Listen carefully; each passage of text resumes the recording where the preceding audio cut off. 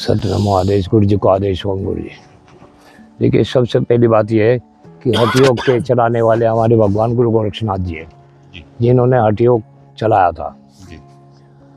हठ योग केवल साधुओं के पास होना चाहिए, न कि गृहस्थियों के पास। गृहस्थी सहज योग का अध्ययन करें। गृहस्थियों को चाहिए सहज योग और साधुओं को चाहिए हठ योग। और हठ योग में जो है इसी प्रकार की जैसे अग्नि तपस्या है, कोई 5 धूनी करता है, कोई 7 धूनी करता है, कोई 9 धूनी की करता है। और अब तो देखा देखी 108 धूनी तक की जो है चल रही है।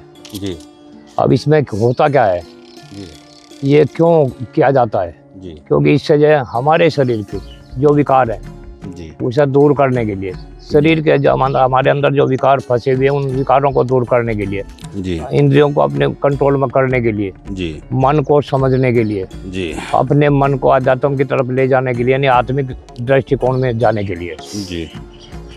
हमारे पास अनंत ऐसे साधु मिलेंगे जिनके पास आत्मज्ञान है, लेकिन कुछ साधु में ऐसे हैं जो आत्मदर्शी हैं। अब आप कहोगे कि आत्मज्ञान और आत्मदर्शी में अंतर क्या है? आत्मज्ञान उसे कहते हैं जिसने आत्मा को जान लिया लेकिन दर्शन नहीं हुए, और आत्मदर्शी होते हैं जिसने अपनी अंतरात्मा के दर्शन कर लिए। आत्मदर्शी कम है, आत्मज्ञानी अधिक है। साधुओं में ये अग्नि तपस्या इसीलिए की जाती है कि इस अग्नि के द्वारा हमारे चारों तरफ को जो नेगेटिव कीटाणु फैलते हैं, अग्नि के बीच में बैठकर अग्नि हर प्रकार के नेगेटिव कीटाणु को समाप्त कर देती है। अग्नि से हमारा जीवन प्रज्वलित होता है। अग्नि के अंदर बैठने के पश्चात हमारे साथ चारों तरफ को लगने वाले जो नेगेटिव ऊर्जा है उसे अग्नि समाप्त कर देती है, और पॉजिटिव जो शक्ति है उन्हें प्राप्त कराने के लिए ये हठ योग की क्रिया होती है। तप किया जाता है। तप करने से बल मिलता है, भक्ति करने से शक्ति मिलती है।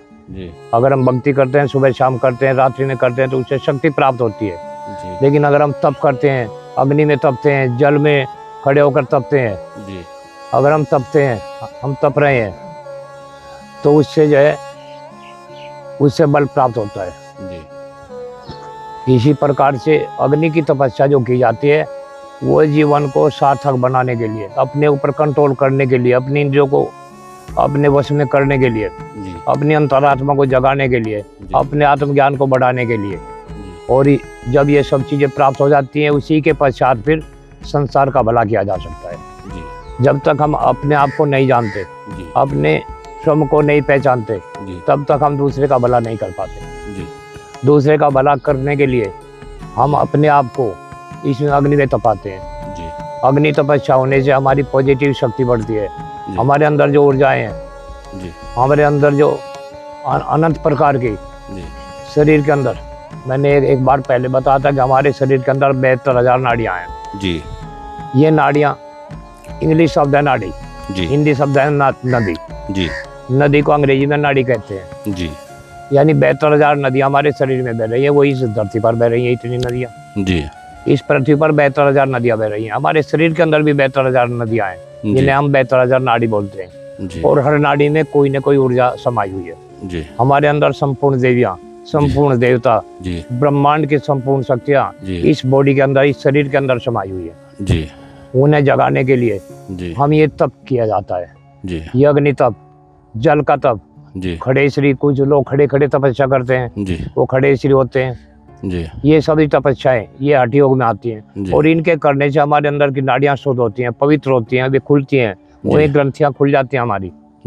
जब वे ग्रंथियाँ खुलती हैं तभी हम दूसरे का भला कर पाते हैं। जब अपना कर लें, जब तक हम स्वयं को नहीं जान सकते, स्वयं को नहीं पहचानते, तब तक हम दूसरे को क्या समझा दें।